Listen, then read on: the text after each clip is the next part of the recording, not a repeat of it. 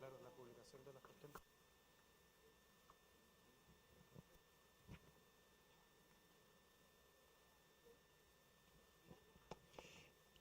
Les dejo con la doctora Paulina Trujillo, que nos va a exponer sobre terapia biológica en asma.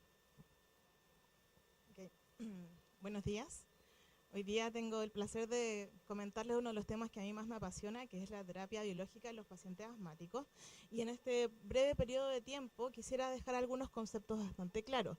Primero, saber a qué paciente está dirigido la terapia con anticuerpos monoclonales. Es para todos los pacientes asmáticos. Si consideramos que dentro de la población general cerca de un 30% de los pacientes, de las personas pueden ser asmáticas, la verdad es que no todos estos pacientes pudiesen ser candidatos, sino que es básicamente para los pacientes que son graves y permanecen no controlados a pesar del tratamiento. ¿Cuál es el paciente asmático grave? Hay un consenso del año 2014 de las sociedades europeas y americanas que definen al paciente asmático grave en relación a su tratamiento.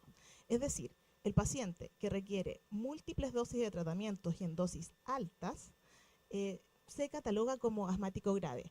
Y esto requiere esta terapia ya sea para mantener un buen control o que incluso a pesar de ese tratamiento se mantiene mal controlado. ¿A qué nos referimos con múltiples fármacos y en dosis altas? Pueden ser corticoides inhalados, asociados a LABA, antileucotrienos, teofilina y también después del 2014 apareció los LAMA, que también se utilizan actualmente en los pacientes asmáticos de difícil control. Y desgraciadamente existen pacientes que utilizan prednisona o algún otro corticoide oral en forma permanente para lograr el control de su enfermedad. Estos pacientes son catalogados como asmáticos graves. Por otro lado, los pacientes asmáticos mal controlados son aquellos que no tienen control de sus síntomas. Tenemos aquí algunos cuestionarios que los evalúan, como el ACQ y el ACT. Son pacientes que mantienen exacerbaciones frecuentes, es decir, el año anterior, al menos en 2 ocasiones, requirieron utilizar corticoides sistémicos por lo menos 3 días. Pacientes que han tenido exacerbaciones serias el año previo, hospitalizaciones, ingresos a UCI, ventilación mecánica invasiva. Y también sabemos que los pacientes asmáticos idealmente en condiciones normales debiesen tener una espirometría normal. Pero si mantienen un BF1 menor a un 80% postbroncodilatador, son pacientes que son catalogados como no controlados. Entonces, el paciente que pudiese ser candidato a terapia monoclonal es aquel paciente que está con full tratamiento y que a pesar de eso no logra control de su enfermedad. ¿Son todos los pacientes asmáticos graves parecidos? La verdad es que no. Hemos intentado buscar algunos fenotipos y agruparlos, y aquí les muestro como a forma muy simplificada cómo se han definido algunos fenotipos, y les voy a mostrar estos 4 que están descritos en los archivos de bronconeumología. Primero hablar del paciente asmático alérgico grave. Este es un paciente que habitualmente empieza a ser asmático desde la infancia. Y este paciente es atópico, tiene un prick test positivo y siendo principalmente producido su enfermedad, por así decirlo, por la IgE. La IgE es el principal marcador de este paciente alérgico asmático grave. Existe otro grupo de pacientes que en realidad presentan su asma más bien en la edad adulta. Destaca que en el hemograma presentan eosinófilos elevados y pueden o no tener una IgE alta. La verdad es que habitualmente la IgE es baja y no suelen ser atópicos. Estos pacientes suelen ser graves también. Hay pacientes que tienen también una asma bien neutrofílica y otros pacientes que tienen un asma asociada a la obesidad. Actualmente los marcadores para estos pacientes en sangre periférica no nos permiten saber si es que pertenecen efectivamente a estos grupos, pero sí el estudio con esputo inducido nos podría decir que son neutrofílicos o que si en realidad son más bien pausinmunes. Hacer esta diferenciación es importante porque los asmáticos alérgicos graves y los asmáticos eosinofílicos responden a este tratamiento que nosotros llamamos, a esta fisiopatología que llamamos los TH2.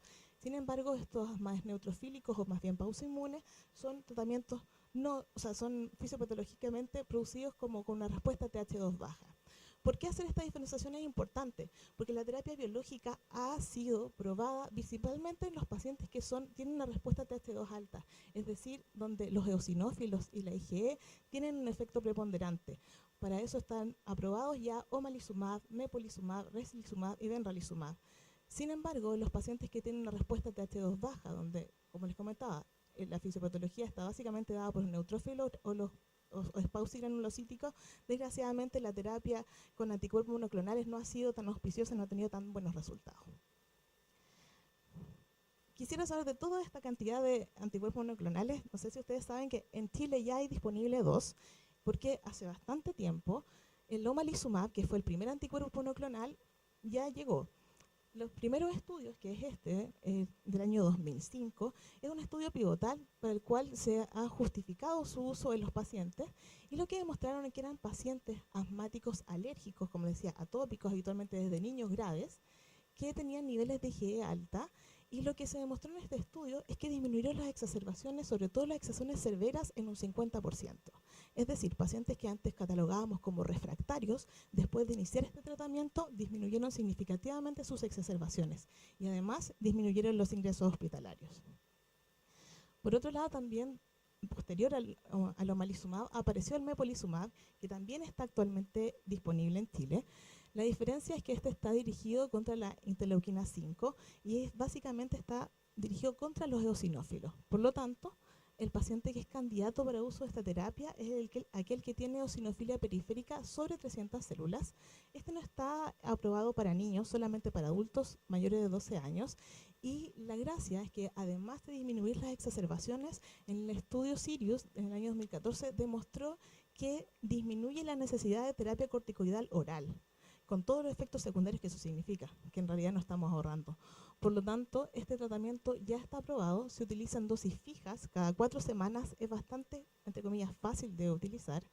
Por lo tanto, hay que considerarlo, como les decía, estos pacientes graves eosinofílicos que permanecen refractarios a pesar de su terapia habitual. Existen terapias que están prontas a llegar, que están ya disponibles en Estados Unidos y en Europa, y también están dirigidos contra los eosinófilos. El primero es el reslizumab, que también es un antiinterleuquina 5. La diferencia es que este anticuerpo monoclonal se utiliza en dosis por kilo.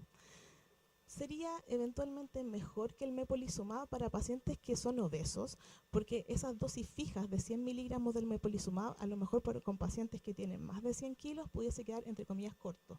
Por lo tanto, a lo mejor en nuestros pacientes, como les decía, se podría utilizar. De hecho, el reslizumab ha sido probado para pacientes con pesos hasta 199 kilos. ¿Cuál es el inconveniente? Que reslizumab se utiliza en forma endovenosa y cada 4 semanas. El otro tratamiento que también está próximo a llegar es el benrolizumab. La diferencia es que en vez de ser dirigido contra la interleuquina 5, está dirigido contra el receptor de la interleuquina 5, y también es un tratamiento para el asma eosinofílica. ¿Cuál es la novedad de este tratamiento? Es que es bastante más estable que los otros anticuerpos monoclonales dirigidos contra la interleuquina 5, y demostró mantener su eficacia en disminuir las dosis de corticoides orales en dosis que se administran cada 8 semanas. Este es un tratamiento bastante cómodo, solamente el paciente lo utiliza mensualmente los primeros 3 meses, y de ahí en adelante solamente cada 2 meses se va a inyectar en forma subcutánea su tratamiento, y se mantiene el efecto de disminuir exacerbaciones, lograr control de la enfermedad y además disminuir e incluso suspender las dosis de corticoides. Se dice que este tratamiento barre con los eosinófilos. Los pacientes en realidad quedan con 0 eosinófilos. ¿Hacia dónde va la investigación actualmente? Hay 2 tratamientos que están en desarrollo. El primero, que está un poquito más adelantado, quizás es el dupilumab, que es un antirreceptor de la interleuquina 4 y también bloquea la interleuquina 13. Y a diferencia de los anteriores, estamos buscando un nuevo target, pero también dirigido contra los eosinófilos, y los resultados han sido súper buenos. Pero si ustedes, me pusieron atención, llama la atención que en los estudios anteriores no han podido demostrar que la terapia con anticuerpos monoclonales haya mejorado la función pulmonar. Y esto es lo novedoso de dupilumab, de que logra mejorar el BEF1 en los pacientes que están en tratamiento con este anticuerpo monoclonal. Se estaría todavía, como les digo, en periodo de investigación, aún no está aprobado y tampoco se utiliza en ningún lugar del mundo, pero los estudios señalan que las dosis podrían ser de 300 miligramos cada 2 semanas, y sería especialmente útil en aquellos pacientes que son refractarios al tratamiento, que tienen pólipos nasales y que tienen alergia a la aspirina y a los AINES. Y comentar que este el tezepelumab, que va un poquito más atrás, todavía vamos en estudios de fase 2, hasta ahora es bastante promisorio y la gracia que tiene este anticuerpo monoclonal es que actúa mucho más arriba en todo lo que es la cascada de la inflamación. El tezepelumab es un anticuerpo dirigido contra la lipoproteína estromal tímica, que es una citoquina que aumenta en relación a estímulos ambientales y proinflamatorios. Si logramos bloquear a este nivel, la respuesta inflamatoria que viene posteriormente podría ser bastante más disminuida. Y también lo que ha demostrado hasta ahora, como digo, con estudios solamente muy iniciales, es que disminuye las exacerbaciones y también mejora la función pulmonar y, por supuesto, el control del asma. Entonces, básicamente, mi presentación es comentarles que los pacientes que antes considerábamos refractarios, ese paciente que utilizaba corticoides en forma permanente, actualmente en Chile contamos con tratamiento y opciones terapéuticas que tienen menores efectos secundarios y que pudiesen ser candidatos y pueden ser beneficiarios de este tipo de tratamiento. Aún estamos en deuda con esos pacientes que tienen una respuesta de tipo TH2 baja, porque hasta ahora los anticuerpos monoclonales no han sido tan efectivos para poder tener una respuesta adecuada.